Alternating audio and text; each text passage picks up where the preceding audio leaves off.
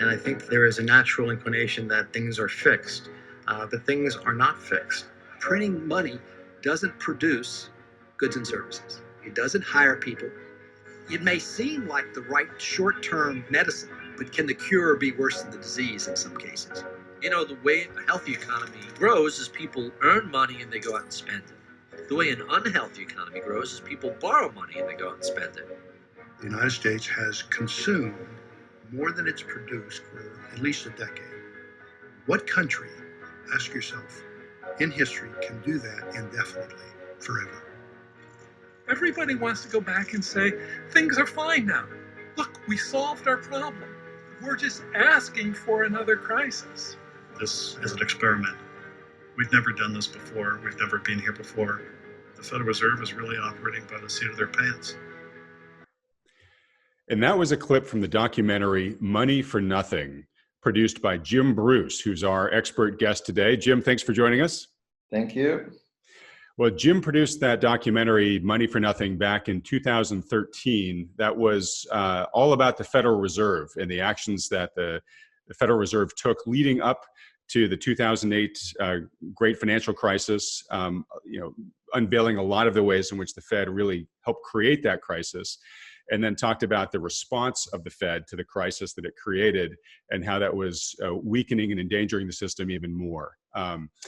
Phenomenal documentary. If you haven't seen it, it is just as relevant today as it was, 7 years ago, Jim, that came out in 2013? That's right, yep.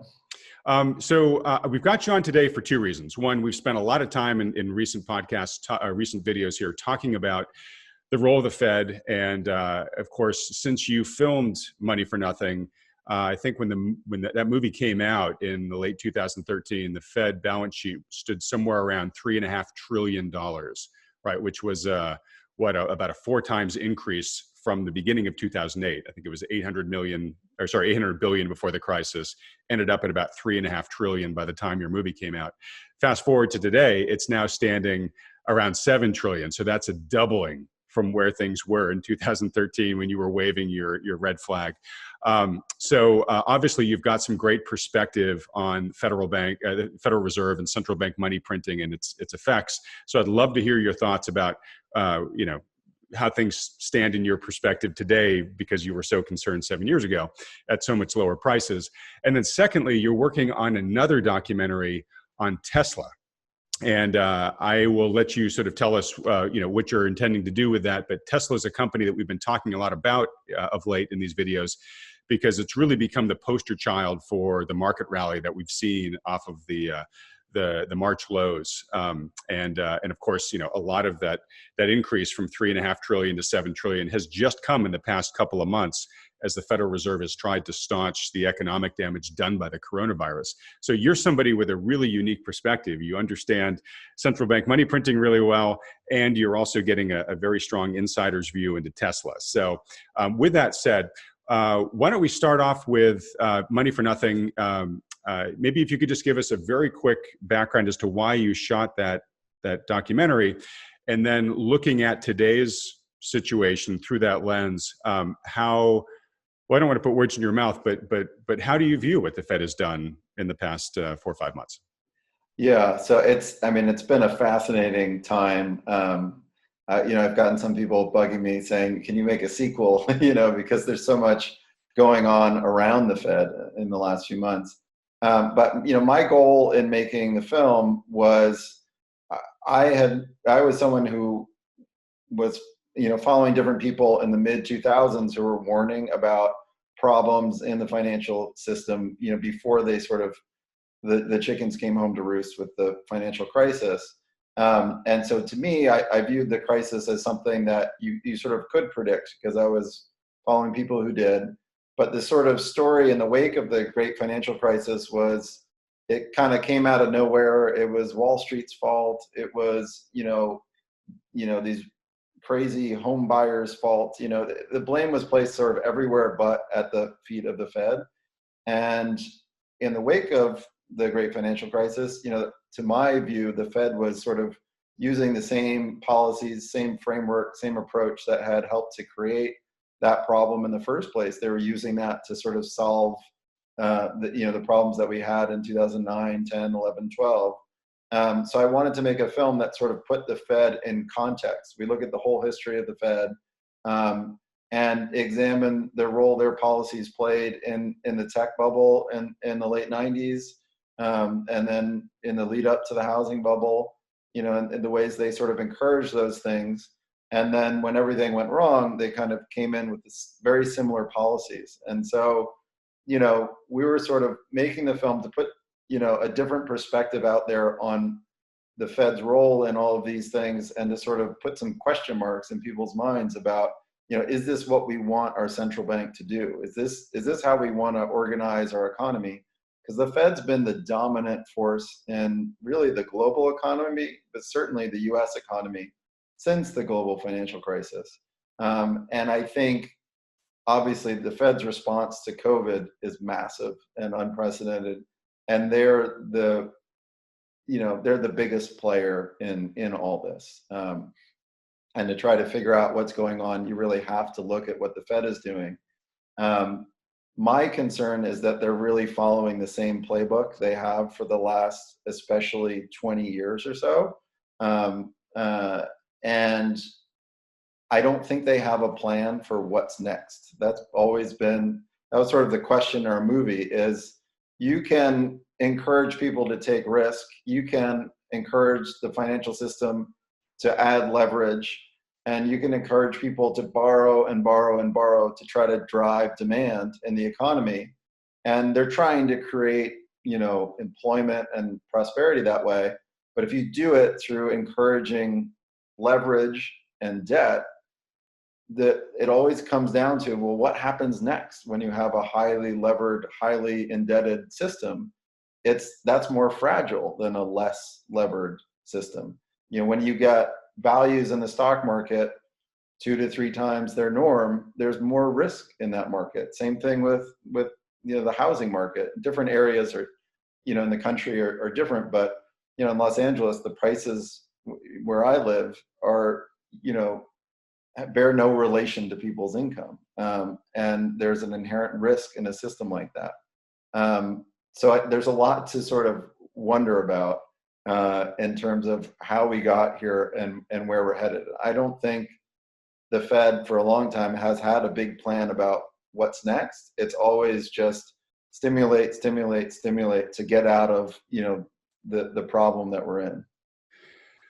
I think you're absolutely right. And we talked a lot in past videos over the past couple of months about how the Fed really does seem to be in a corner of its own making. And at this point, it always talks about how, we need these rescue efforts.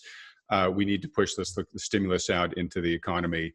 But when times get good and growth returns, we'll tighten things back up, right? We'll start withdrawing liquidity. I think we saw in 2018 that's just not going to happen, right? Jay Powell came in, he was the new sheriff in town. He talked tough for all of a couple of months as he started to shrink that Fed balance sheet just very so slightly. And then the markets freaked out. He did a complete 180 and it's been off to the races since then. So I agree. I think there's a huge open question, which you're sort of raising here, which is, can the Fed do anything other than it's doing? And if it can't, is more of what it's doing good for us or not? And I certainly have my biases. I assume you do too.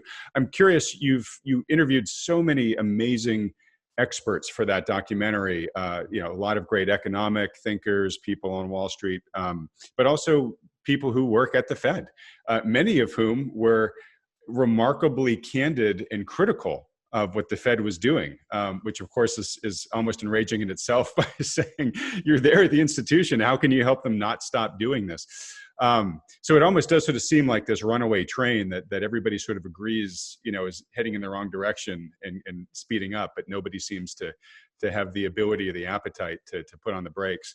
But so first, folks, if you don't feel quite clear on the role the Fed plays in its influence on the economy, you definitely need to see this video, this documentary. It really sort of makes it very intuitive for the average person to wrap their brain around what's going on. But as I said, there's a ton of excellent experts in there, and so I'm curious, Jim, have you been in touch with any of them recently to get a sense for what they think about what's going on today? Not as much as I'd like to. I haven't really had the bandwidth to some degree to follow up with people who are really in policy circles. I have been in touch. There's a guy named Peter Atwater who was in the film, who has, like, I think, a unique lens for looking at the intersection of sort of economics and society and sort of sociology. And he has a lens where he views things through confidence, that he views like the Trump election as a sign of like underconfidence in America. So we elected this kind of strong man to make us feel like a little safer. And he's had some really interesting insights into the role that emotion is really playing in what we're going through right now, and how that's really to some degree steering people's policy responses, but also like the average American's just general response to this kind of high stress environment that we're living through.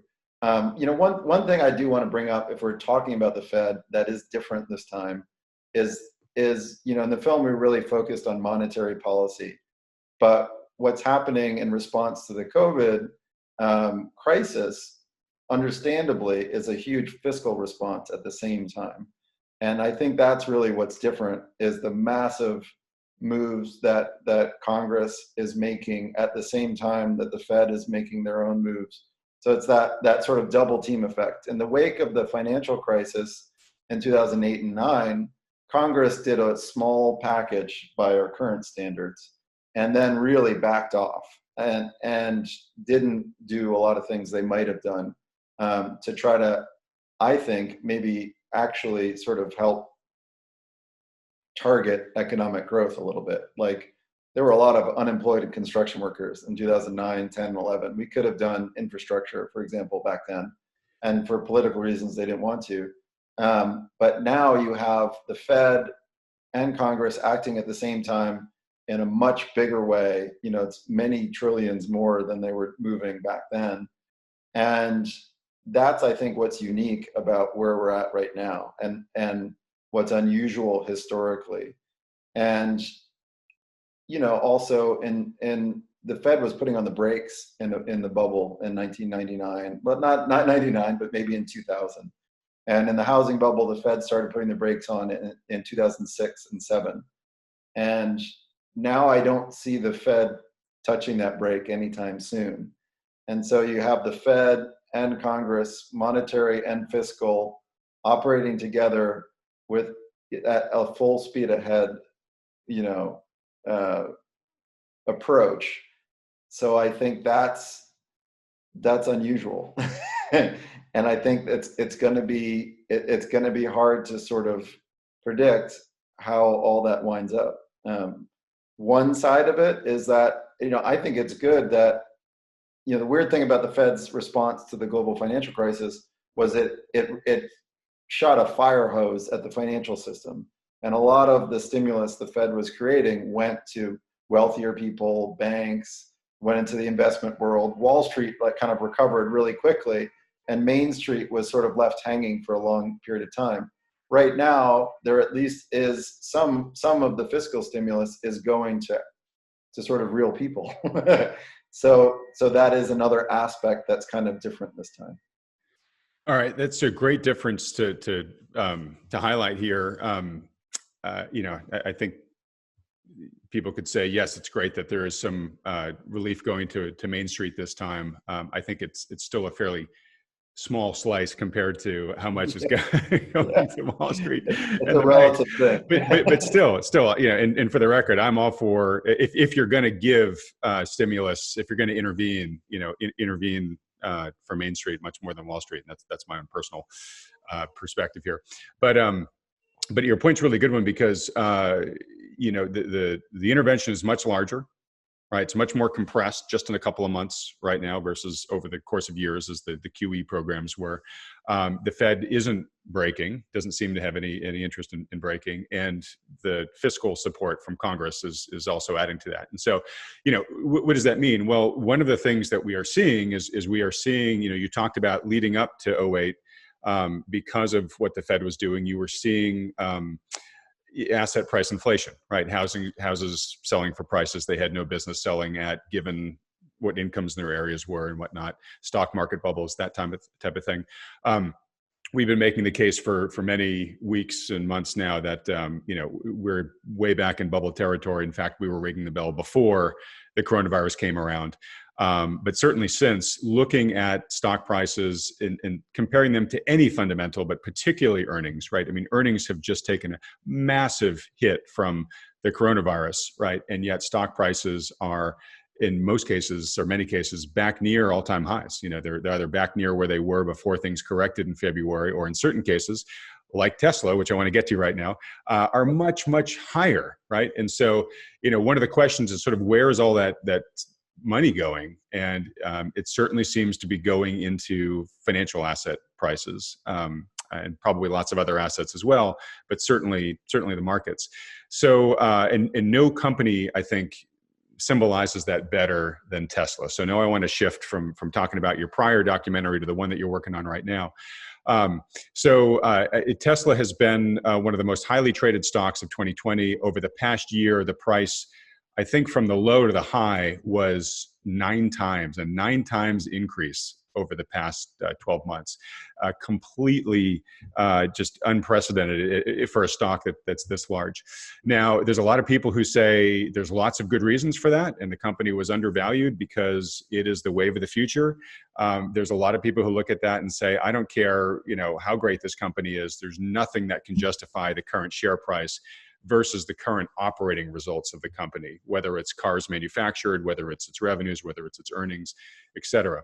So I don't want to try to push any bias here. I really want to ask you, as a guy who's been talking to insiders both within and outside of the company, and getting it's a very interesting topic. And so I think you've been spending your time just trying to get a clear picture of, say, sort of what is reality as best we can understand it for Tesla. What are you learning about the company from your explorations? And maybe start with just a quick 30 seconds of why you decided to make this your next documentary subject. Yeah. So, to me, Tesla is just a fascinating story. It's just a great story. Elon Musk is a fascinating character, and he generates, there a lot of people love him, a lot of people hate him, and to me, that as a filmmaker, there's so much sort of drama surrounding this guy and the company that he's created. To me, Tesla is the sort of most, obviously he's doing a lot of different things, but I feel like Tesla is an interesting company for all the reasons you're talking about. It's been part of, really post financial crisis, post 2008, there's been this sort of wave of interest in companies that are disrupting industries, that are, focused on innovation, that are trying to grow very rapidly but may not be profitable. There's been this interest in sort of these tech figures that get built up, in the same way Steve Jobs was. I think Musk is a very similar character, where his image has been he's sort of been built up to be this almost sort of messianic figure to some people. And to me, that's just like such a great story to try to, tell and to try to understand. So I've been following it for quite a while now in sort of research mode, trying to, understand as much as I can about the story, the sort of backstory, and trying to sort of wrap my brain around where they're at now and where they're headed. And I've been sort of biding my time a little bit, trying to wait to see when is the right time to try to really tell this story, because it's ongoing. Tesla, if every week there's something exciting and fascinating and to some people enraging or crazy that's happening around the company. So I've been following it for a while, and I've needed to sort of get my own personal bandwidth together so that I had the time to devote to it, to start telling it. And that's where I'm at now, where I'm just started, beginning the process of putting, we have investors that are on board, and we're trying to add a few more and get started and shoot the film, make the film.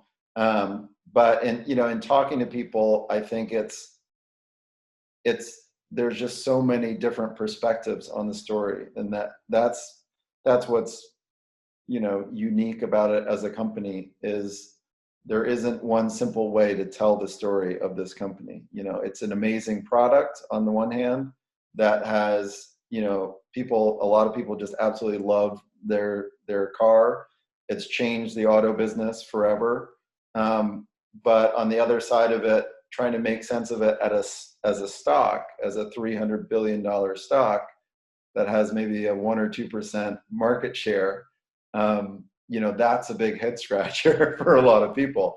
So trying to sort of make sense of that is what the story of the film will be. Trying to, you know, how do you judge a stock, you know, where to some degree it's almost become an abstraction, the value that it's, you know, it's trading at. And there's sort of a positive feedback loop between people who buy the cars and buy the stock. And Elon Musk is, you know, an amazing promoter of the stock. But I think what's interesting to me is there's a sort of connection between Musk and the Fed a little bit, where you know, Ben Bernanke was a great promoter of asset prices, and so was Alan Greenspan. And then the problem becomes, what next? What do you do once you've built this sort of thing up? Then it becomes a challenge. So to me, if I were to appoint, you know, in charge of Tesla as a $300 billion company, and your earnings are what they are currently, that's a big challenge. You know, it's actually, so he's almost, in some cases, sometimes a victim of his own success. And I think that's the same way with the Fed. It's harder to be in charge of a economy that has a gigantic housing bubble in 2006 and 7. What do you do, kind of, if you're the head of the Fed at that time? You try to slow it down, but you know the whole thing's going to kind of blow up. And so I think the issue of sustainability, ironically, is central to Tesla. Is it run in a sustainable way? Is its culture as a company sustainable? It's a very top-down company, where from what I've, you know, learned talking to different people, you know, if Elon wants to do things a certain way, you know, everybody stops and tries to do it that way. But his approach to manufacturing, mass manufacturing, has been very different from companies like Toyota per se. And it's been a huge advantage to the company in terms of rapidly iterating and changing products and moving much quicker to market than other, you know, old auto companies could. But there's a trade-off to that. They have some, you know, quality issues that keep dogging them, profitability issues that keep dogging them. And I think one of the questions is, can the company learn some of the lessons from other big car companies? Like, you know, Toyota, you know, they sort of are famous for having this culture where the average worker can say, hey, we could do things a little better if we changed, you know, where the wrench is on the line, you know, these little details. And all that adds up to having a more sustainable company and culture. And I think Tesla's not there yet. So that's kind of, ironically, it's a company that's focused on trying to create sustainability, you know, in the transport sector, and focused on that sort of environmental benefit maybe of EVs, but it's sort of been run thus far in a sort of wild and not long-term sustainable way. So that's sort of some of the angle that I've, you know, come into in trying to sort of wrap my head around this sort of crazy and to me very fun story that is the stock. Yeah, I mean, you're going to find fewer colorful personalities out there right now than a guy like Elon. But that's really interesting, the commonality there that you have divined between how Tesla's being run and how the Fed was being run. All right, so I want to get to a minute about sort of you know, your outlook for the company, and we're going to make this sort of relevant to investors in terms of the big question is, hey, you know, do we think the stock is justifiable anywhere near its current price? But before we get there, because I'm really not trying to bias folks, I'm just trying to share information with them. Give me as succinctly as you can both the fanboy argument of, okay, here's why Tesla is a company unlike any other, and here's some of the key assets or key things it's going after that are just people don't get and are terribly undervalued, and then flip the coin and say, okay, here are some of the big vulnerabilities of the company that maybe the fanboys are being blind to. Yeah, I mean, I think someone said it. I don't know. I'm going to butcher the quote, but Tesla like trades at a multiple of Elon Musk's dreams. So I think the argument for the stock to continue to rise from here is a kind of abstract one and based on emotion and the sort of positive feedback loop. Does it matter if the stock trades at 1,600 or 3,000 or 1,000? At any of those prices, it's not really related to its current earnings. So it becomes a sort of Rorschach test for people's emotions around the guy, the product, the company. And he's put a lot of energy week by week, quarter by quarter into trying to promote the stock in every way that he can. I mean, the latest thing is, people believing that if they get included in the S&P, that'll be some huge boost to the company.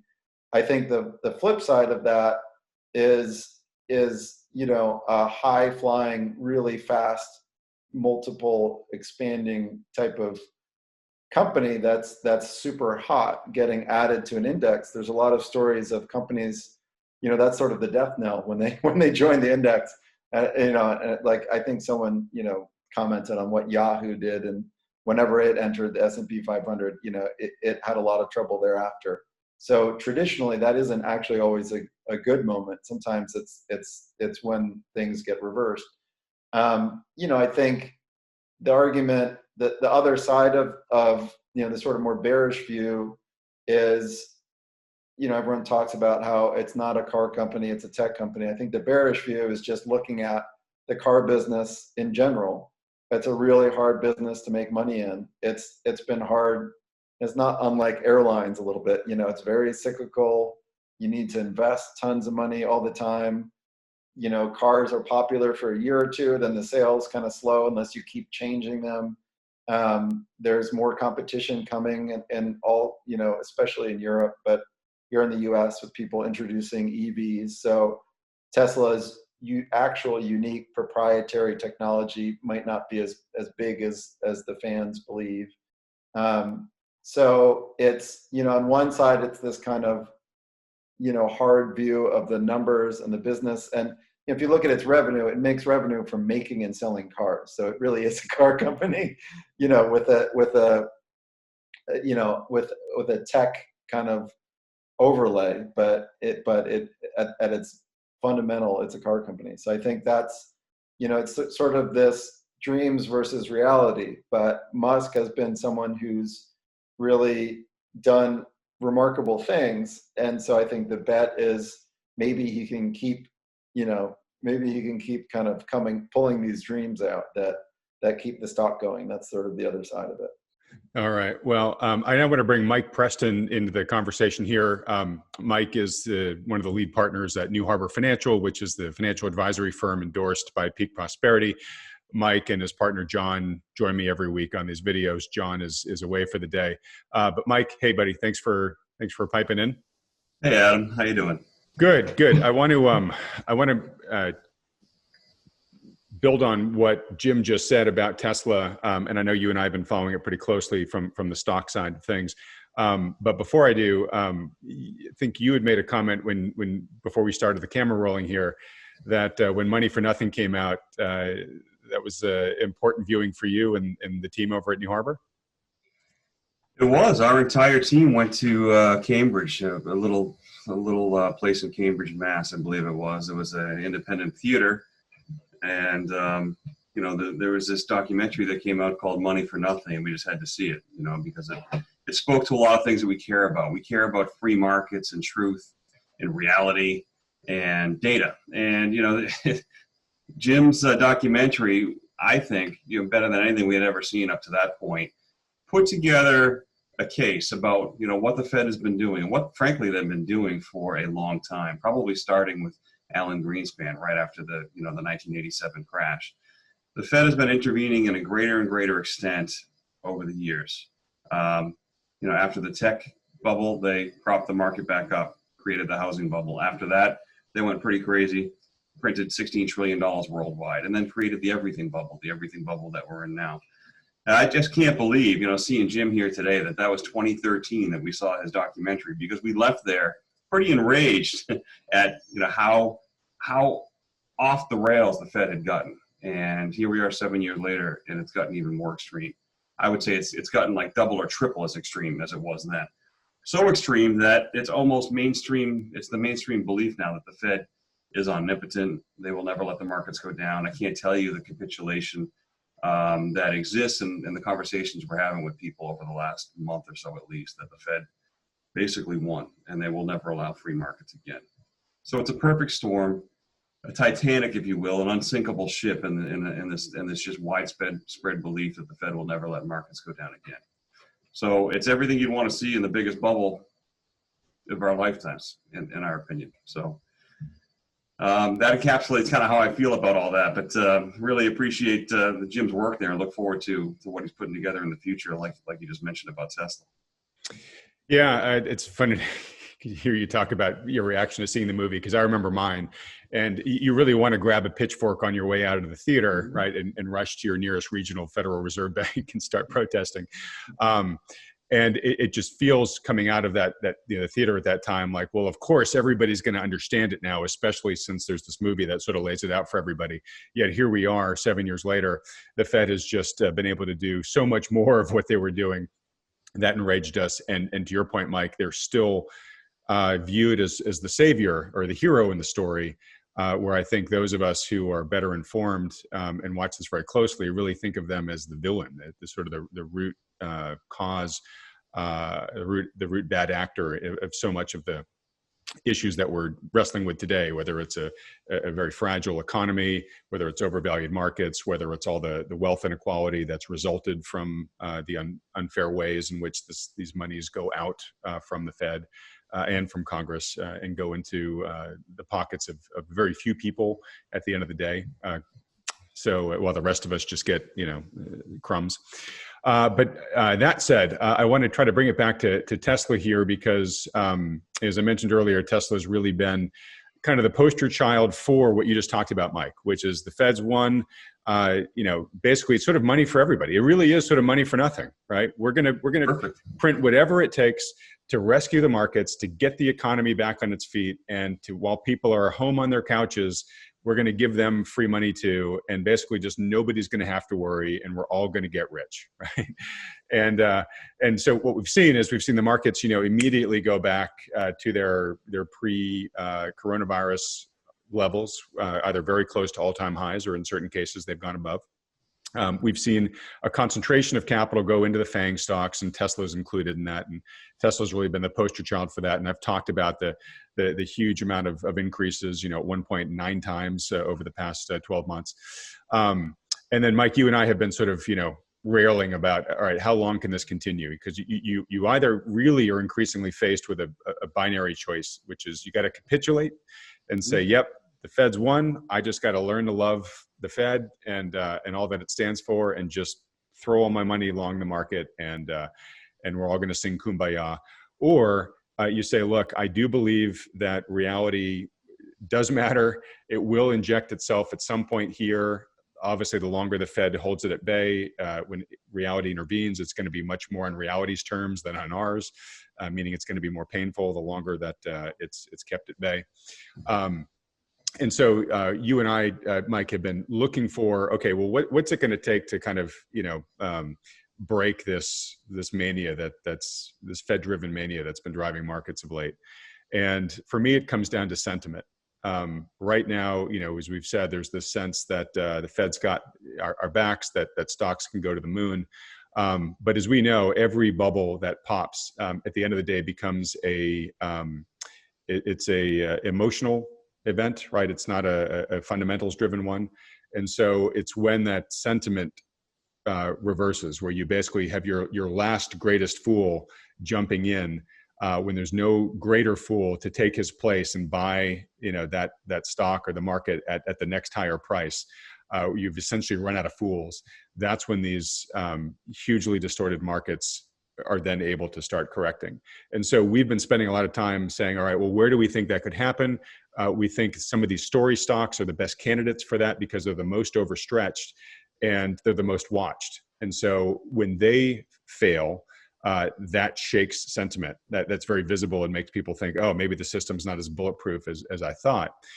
So bringing this down to what we've been seeing in the markets over the past 2 weeks, on last week's video, we talked about what we thought was a pretty important day, which was a week from this past Monday, where Tesla opened up, went up 16%, and then corrected and actually closed the day down about 3%.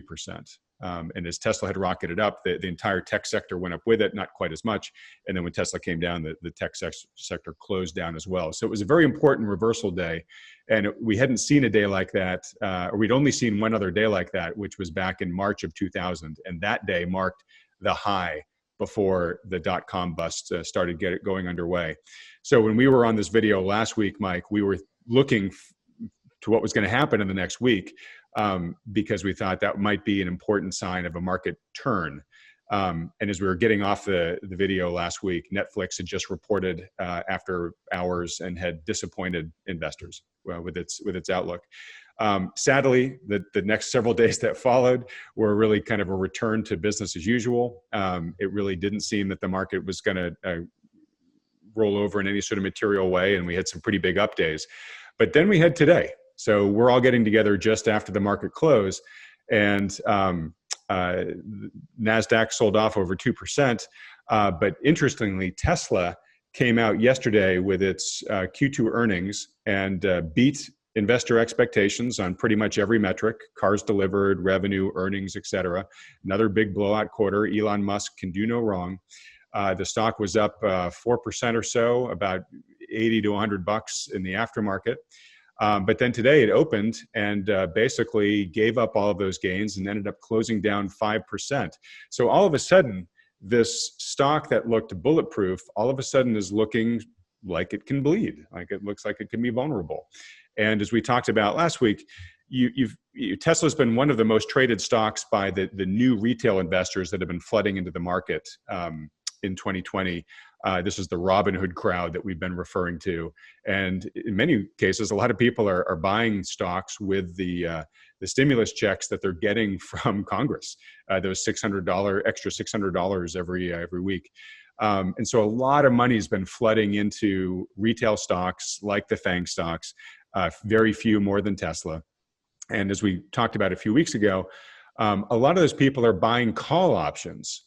They're not just buying Tesla stock, they're buying call options on Tesla, which if you're not familiar with call options, they are very risky. They're not something a novice investor should be dealing with. So now when we've got a stock that basically popped up to $1,800 a share, fell back to $1,500, and then popped up again yesterday and has now fallen back again to $1,500, you have a lot of people that have been buying in the past 2 weeks who are now sitting on pretty big losses. Not just a couple $100 a share in the stock, but a lot of these call options are extremely expensive. The more volatile they are, the more of a premium it costs to pay for them. Just think if there's a hot house in the housing market, it's going to cost more because you've got more people bidding for it.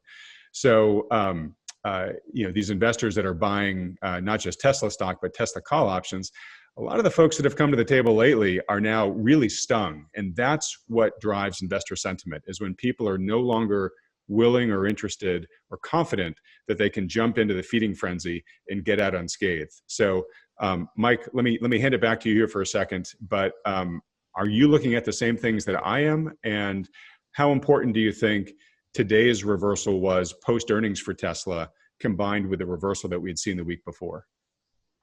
Yeah, I think my comments will be centered on the market as a whole. I mean, it has been relentless. The markets have just been relentlessly driven higher. You talked about a week ago, Monday, the NASDAQ hit a new high. It was up 2% on the day and then ended down 2% on the day. And I mean, you could just feel the emotion in the market that day. And the put call ratios, as you mentioned, have been extreme. There's been a lot more call buyers than put buyers.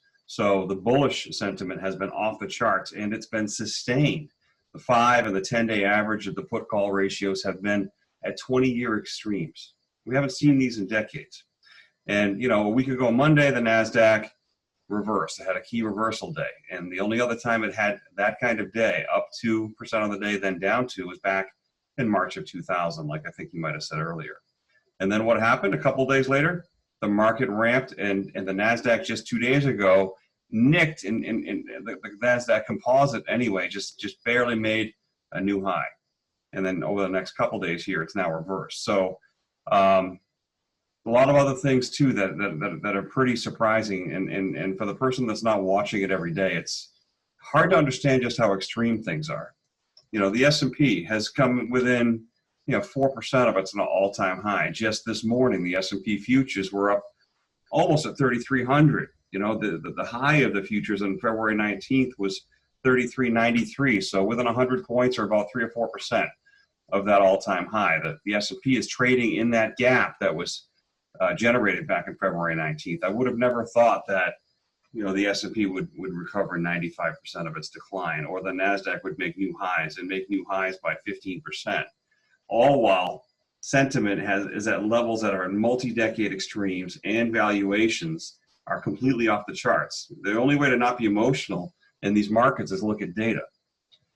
Fundamentally, valuations have never been higher, really never been higher, in the ways that we think that they should be measured.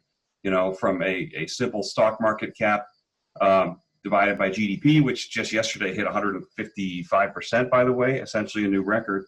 Or, something like the cyclically adjusted price earnings ratio, adjusted for profit margins. These numbers are at never before seen levels, and they portend negative returns over the next 10 or 15 years on an annualized basis. What we can't say is when the exact turn will be, or how extreme things will get. This has been breathtaking, how extreme it has gotten. And as I said earlier, the capitulation to the idea that the Fed is always going to be able to do this is complete. If all we ever had to do was print more trillions every time there was a stumble, how come we haven't been doing this for 100 years?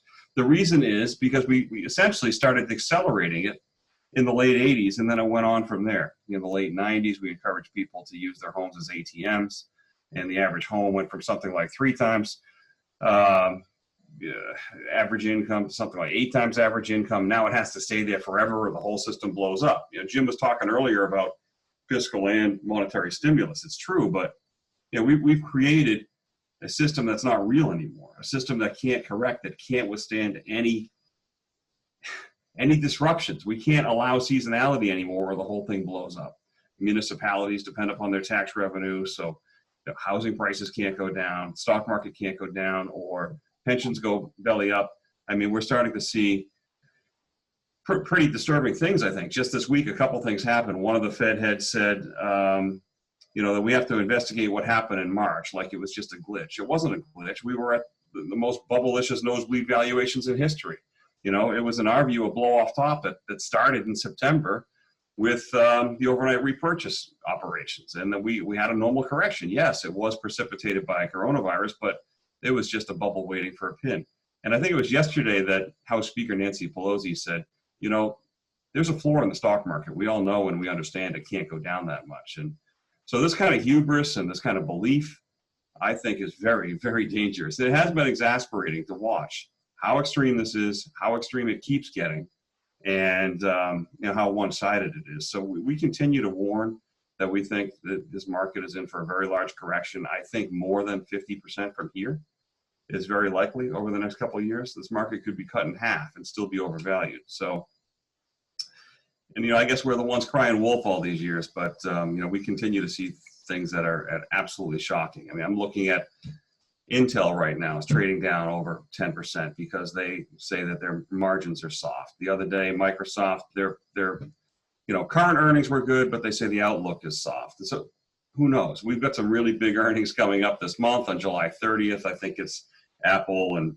Google and a few others. But S&P earnings are almost certainly coming down relative to their February peak. The February peak, we were up in 140, 150 a share. We're probably maybe looking at $120 a share, somewhere in that in that level. So I could go on a long time about this, but we're starting to see things that are concerning. I'm looking at an S&P chart right as I speak. We have a potential buying climax week. I mean, right now, relative to when we recorded this video last week, we're actually up on the week a little bit. We were up about 1.5% yesterday and today, and now we've closed that gap with today's down move. And if tomorrow's a down day, then we're going to have a buying climax, a shooting star on a weekly candlestick. And these things haven't mattered yet, right? But they're going to matter. At some point, we're going to look back and say, wow, all of those signals kept piling up.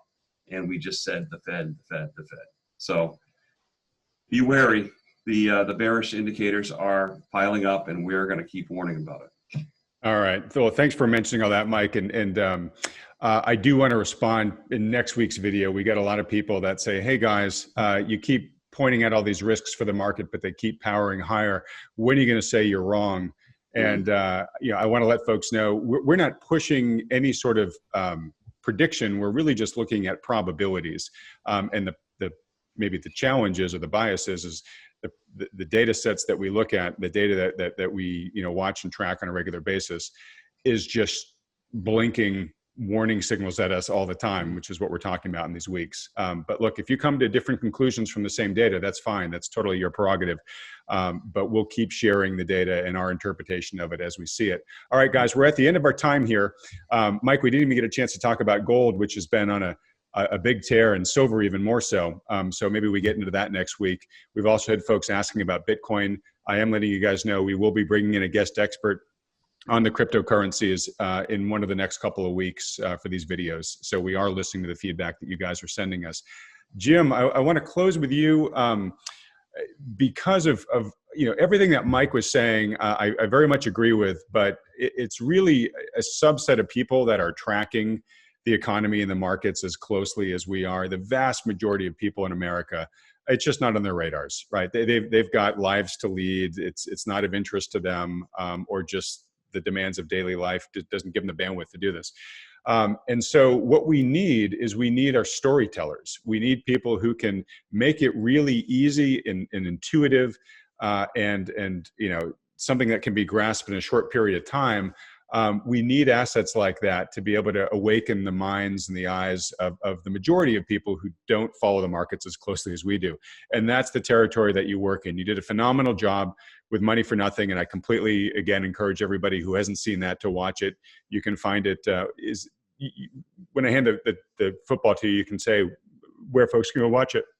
Sure. But I know that you are also, you mentioned earlier, you're beginning production on the Tesla documentary. And I know that you're already, hip deep in doing all the data collection for it, the insight collection, the interviewing. But it sounds like there's an opportunity for people who, well, I guess two questions. If people want to learn more about what you're up to with that and watch the documentary when it comes out, how can they track and follow your work? And if people actually want to support what you're doing, how can they do that? So we're so early. We don't have like a website for the Tesla doc. They could reach out to me at jim@moneyfornothingthemovie.org if they're interested in learning more about the documentary, or we are also in a round of raising money from investors if people are interested in perhaps participating in the film. The Money for Nothing, our website is moneyfornothingthemovie.org. You can see the film on Amazon or iTunes. It's not on Netflix right now. We were a few years ago.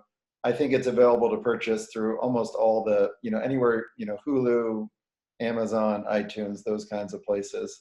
But yeah, we're very early in the documentary, but if people want to reach out and learn more, we'll put them on a list for when the film, ultimately does start to take shape and get ready to go out in the world.